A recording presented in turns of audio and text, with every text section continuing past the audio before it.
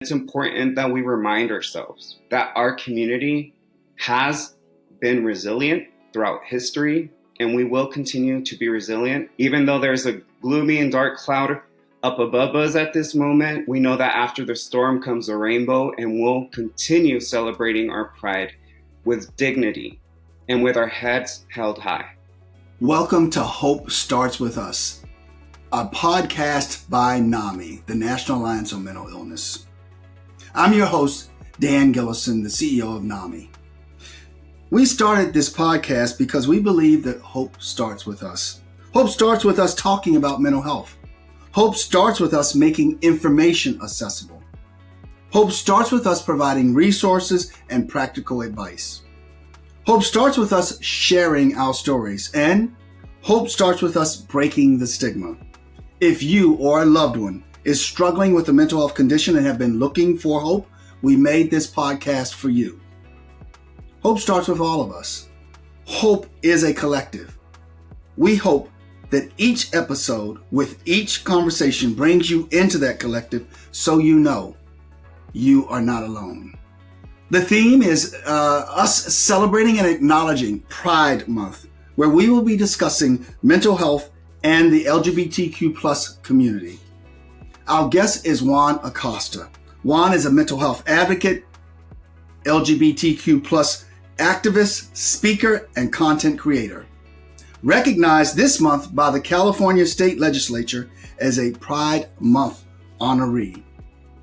A proclamation to recognize Pride Month in his hometown of Woodland, California, has passed after several attempts did fail. So congratulations to you, Juan. Thank you for joining us for this podcast. And I want to begin where we start with all of our guests. We begin the conversation by asking our guests to share their stories with our listeners. Could you and would you share your story about your mental health journey? What has that looked like? Of course. Thank you, Dan. Thank you for having me, and thank you for having these conversations. For me, my mental health journey has been a difficult one, but a very healing one as well. I began struggling at the age of 13 due to many reasons. One of them, the bullying I was facing.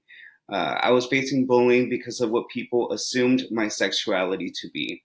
At a young age, I began getting called names, and I was just made fun of. And even though they were right, I'm a proud gay man and I'm out now. It felt really intrusive at the time to be taunted for what people assumed my sexuality to be before I was ready to come out. In addition to that, I faced a lot of bullying because of language barriers. I come from a proud immigrant family, and Spanish was my first language. So there was many things that I was facing, and I started my advocacy work out of a need for survival. I didn't want to be a mental health advocate. I didn't want to have to talk about these things, but I know I needed to talk about it in order to survive. And talking about it was a way I received support through school counselors, through community-based organizations locally here in my hometown of Woodland. And that changed my life forever. I'm now much more aware of things that are healthy for my well-being, things that I love to tap into, people I can go to and talk to, and resources that are available. Juan, thank you. I appreciate that. And one of the things we were talking about off camera was, sometimes we think about the bullying and some of the associated kinds of things that you navigate happen only at school. You had mentioned something profound to me where it followed you home. Talk a little bit about that, because for our young people and for the parents, they may not, and the caregivers of young people, they may not understand what that looks like and what that feels like and how it continues. When you said it followed you home, would you share for our listeners what you meant by that? Yeah, what I meant was that these things came with me home, right? The thoughts came with me home, but also they were on my phone through social media. People still made comments. People were sending messages, whether it's through fake profiles, but things that were mean and that contributed to me struggling with my mental health. In addition to that, there was also comments that I heard from family members, not my immediate family, but cousins who made derogatory comments at times about the gay community, not knowing at the time that their cousin, me, was also gay. And so all of those things contributed to just me feeling unwell. And I didn't want to go to school. And then I felt physical symptoms. I always had stomach aches, and I didn't understand why. But I knew that right when I got to school, there was different feelings coming up to me, and I just didn't want to be there. Yeah, understood. Thank you for sharing that. That's really powerful from the standpoint of what that journey looks like in social media and stigma, family stigma, and the stigma that comes from who you think are your friends and classmates as well, and as well as relatives. Juan, what does being a mental health advocate and part of the LGBTQ plus community mean to you? It means everything. It's been my purpose. I just mentioned that I started this out of a need for survival, right? And it's become my life purpose. This is how I survive, and this is how I try to give back. All of the love, the mentorship that's been poured into me that has allowed me to become who I am today, I'm trying to give that back. I'm trying. My mission and purpose in life now is to ensure that young people have an opportunity to thrive and not just survive. Specifically, young people from underserved communities who oftentimes don't look at the TV and see someone like them, who oftentimes aren't given the platforms like the one we have here today to talk about these things. I've always thought it's important to have people like us at the table, or else we're on the menu. We need to be a part of these conversations, and we need to be involved in the change making that is being done throughout the nation and throughout the world.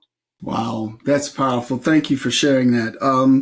I see that you're being recognized this month by the California legislature as a Pride Month honoree in part of the work you've done in your hometown, and sharing your voice on platforms like the one that we're on now and what you mentioned earlier.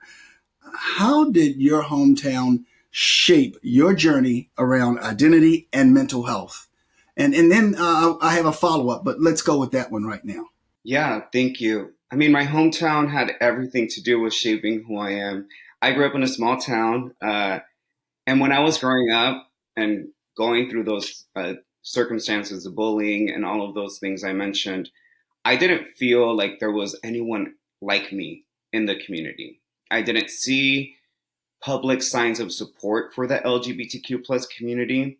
So growing up, I grew up with the mentality of like, I need to get out of here. I want to go out and live somewhere where I feel seen, where I know that there's other people like me and I don't feel like a freak. And to me, it was moving to San Francisco, where I went to San Francisco State University, because I knew it was somewhere with a lot of the LGBTQ plus affirmation and acceptance in the city. However, prior to moving to San Francisco, I wanted to make sure that everything I felt within me wasn't something that I took with me. Those negative feelings, I wanted to change it into something that was positive. I wanted to try and operate as a vehicle for change so that the younger people who were going to be growing up in this town after me didn't have to go through those things, that they did have a message of acceptance and affirmation, and which is why I drafted an LGBTQ plus Pride Month proclamation in 2018 at the age of 21 prior to moving to San Francisco to proclaim June as Pride Month for the first time in the town's history. And Dan, when I tell you that was the most powerful day of my life, not because I was able to contribute to history in this town, but because there was people out there publicly sharing their stories for the first time. I was able to go and share my story as well with a shaky voice at the time. And it was, there was people speaking out against it as well. But there was nothing quite like seeing people rejoice and just hug each other after having it pass through the city council.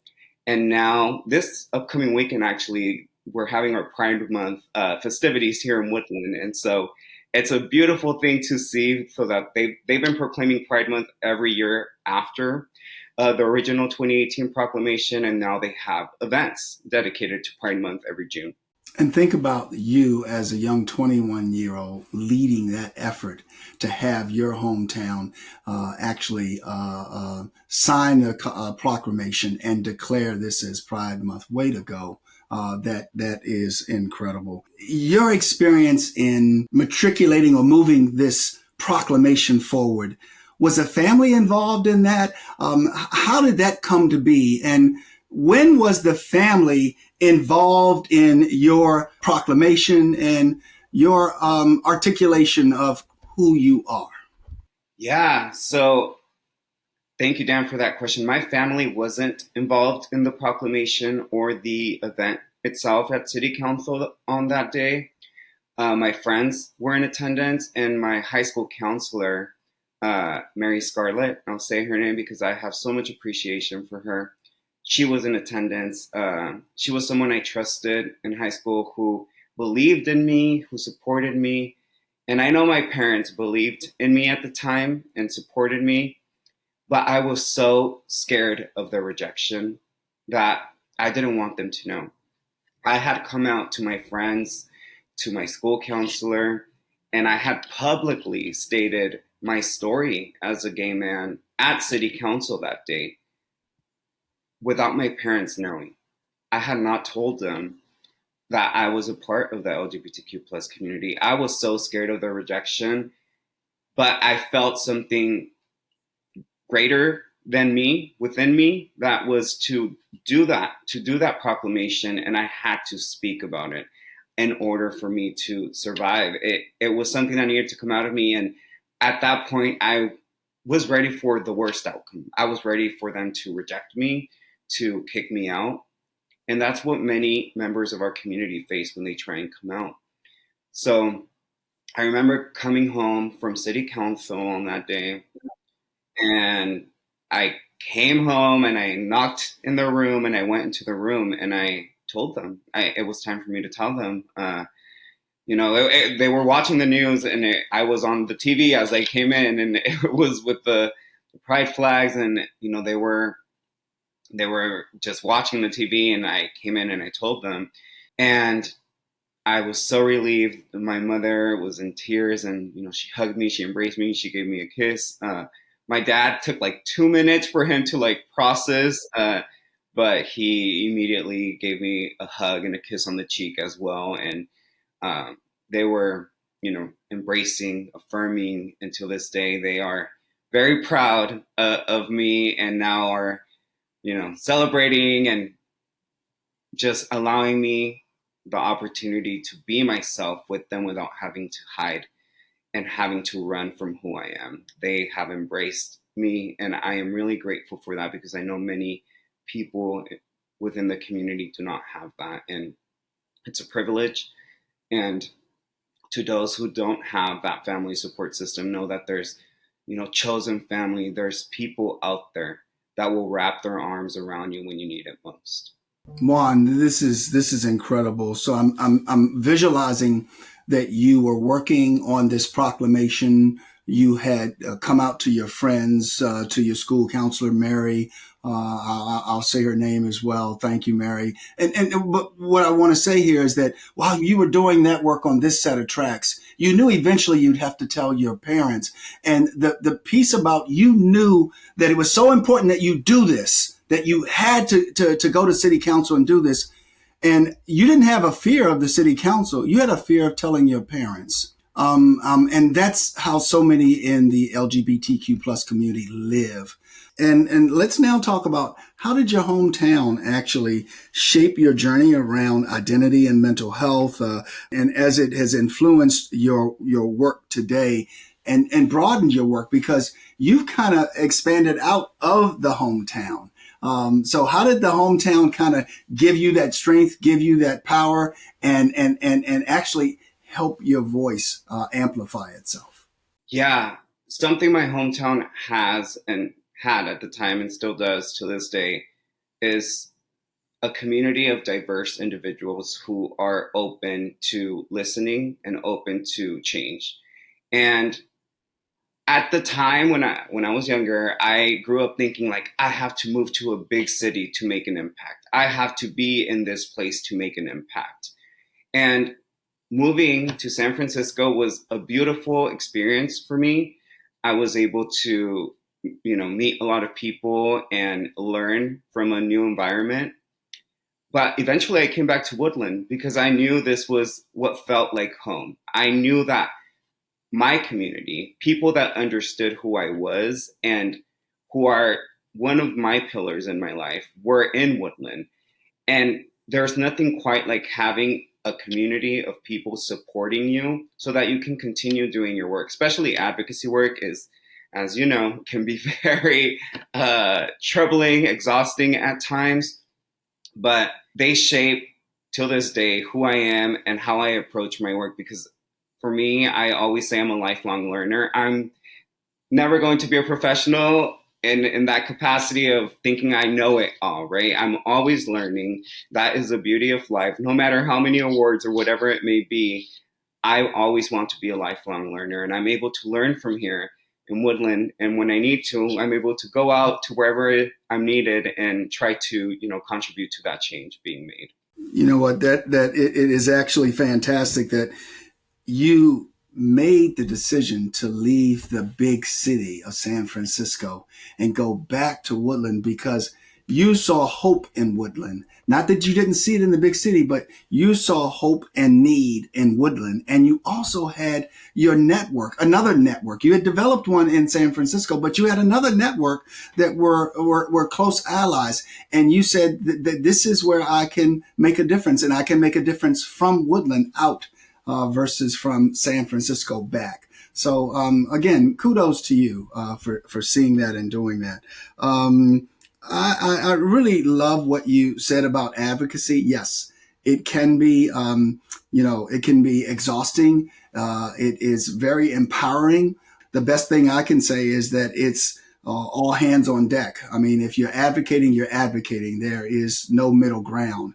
Now, as you look at your advocacy, we know your voice is powerful, and clearly you have made incredible impact so far at NAMI. We know that advocacy is meaningful, but it can be tiring, and that other word is exhausting.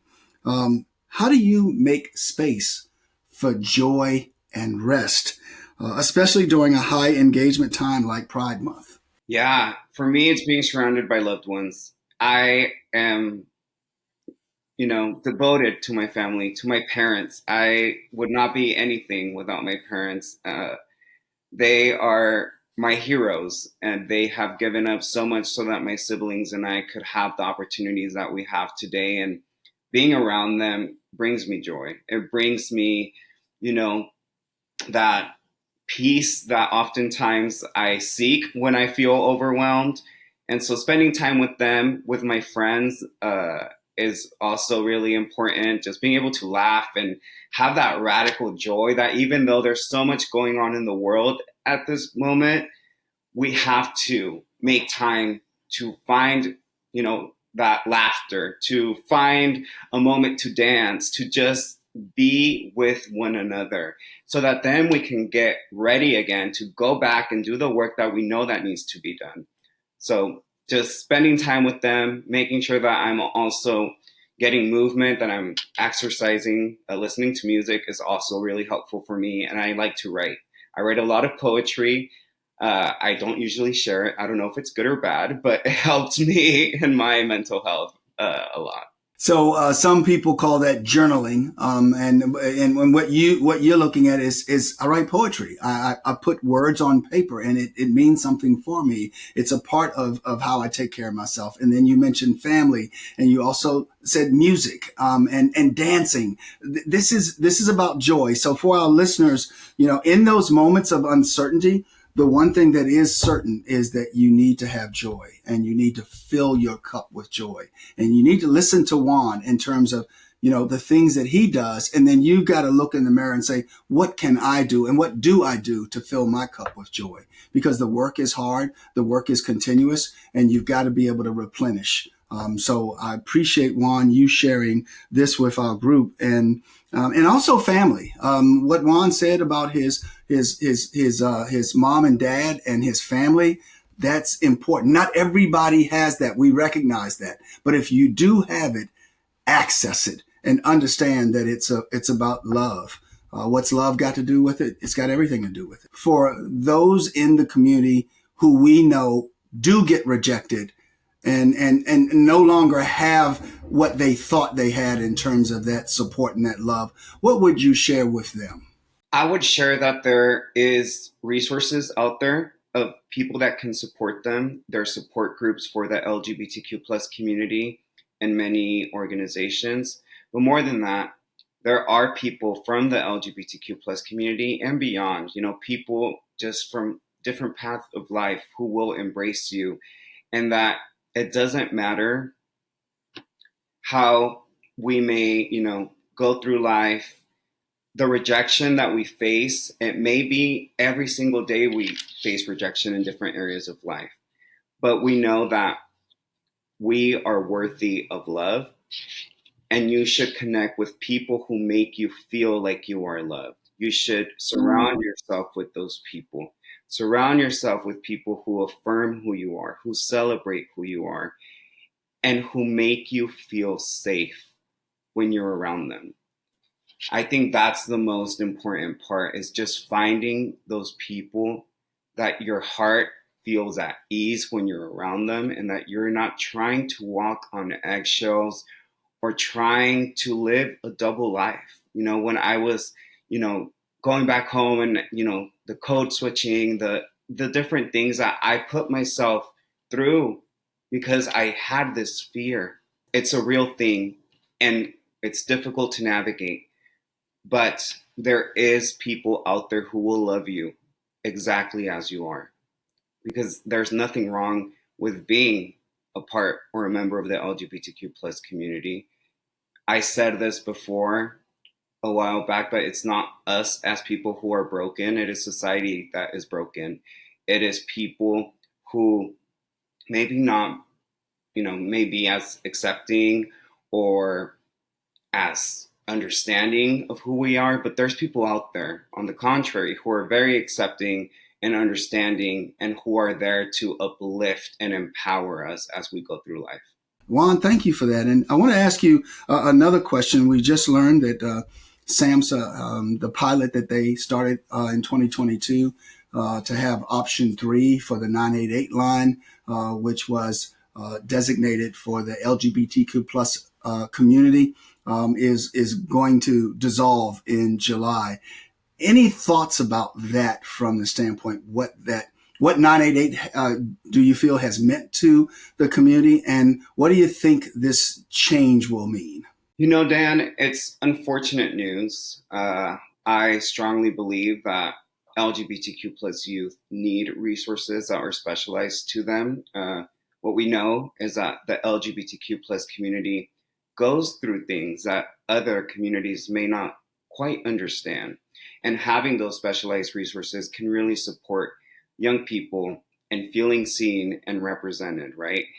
Being a part of the LGBTQ plus community is a unique experience. And so it's sad. It will impact the LGBTQ plus community. And I just hope that there are opportunities so that we are able to bridge that need and that gap now that will be in those resources. And more importantly, is for me to remind people that the LGBTQ plus community, when we talk about pride, it's about coming together in times that we feel like there's not many of us, right? And this Pride Month specifically, at a time where many LGBTQ plus individuals are scared, where trans people in particular are scared, and many feel like they're being targeted, it's important that we do what we can to provide that support, no matter what community you're from. It's important that we come together and support one another. And it's important that we remind ourselves, members of the LGBTQ plus community, that our community has been resilient throughout history, and we will continue to be resilient as long as we stay together and united towards opportunities for our community and towards a future where we are no longer scared to be ourselves. And oftentimes, leaders sometimes make it more difficult for young people, especially LGBTQ plus young people, to exist. But know that we have one another, especially during these times, and know that together we'll bring a brighter tomorrow. Even though there's a gloomy and dark cloud up above us at this moment, we know that after the storm comes a rainbow, and we'll continue celebrating our pride with dignity and with our heads held high, today and always. Juan, that is incredible. So we heard what keeps you grounded and what keeps you motivated, your family. And as we wrap up, I had one last question for you, and it's a question we ask every one of our guests, just like at the top of the show, at the end of the podcast, and that is, the world can be a difficult place, and sometimes it can be hard to hold on to hope. That's why with each episode, we dedicate the last couple of minutes of our podcast to a special segment called Hold On to Hope. What helps you, Juan, hold on to hope? Yeah, what helps me hold on to hope is my loved ones. They are my hope. In addition to knowing that there's so much more that we need to do and that we can do. Not a matter of fear, but rather knowing that we can do so much more for ourselves, for the ones that we love, and for the future. Knowing that young people, our communities, whatever community we come from, that they need us. And knowing that there's people like Dan, like other individuals doing work to support change that can help people live a life that they will thrive in and not just survive in. You know what? This is fantastic, and I want to really thank you for sharing your voice and your time and your advocacy with the community and with everyone. And I also want to extend thanks to your family for wrapping their arms around you and being part of your infrastructure and your support. That is a great model. So with that said, we want to wrap up, and I want to say this. This has been Hope Starts With Us, a podcast by NAMI, the National Alliance on Mental Illness. If you are looking for mental health resources, you are not alone. To connect with the NAMI HelpLine and find local resources, visit nami.org/help. Text HelpLine to 62640 or dial 800-950-NAMI or 6264. Or if you are experiencing an immediate suicide, substance use, or mental health crisis, please call or text 988 to speak with a trained support specialist or visit 988lifeline.org. I'm Dan Gillison, your host. Thanks for joining us, and be well.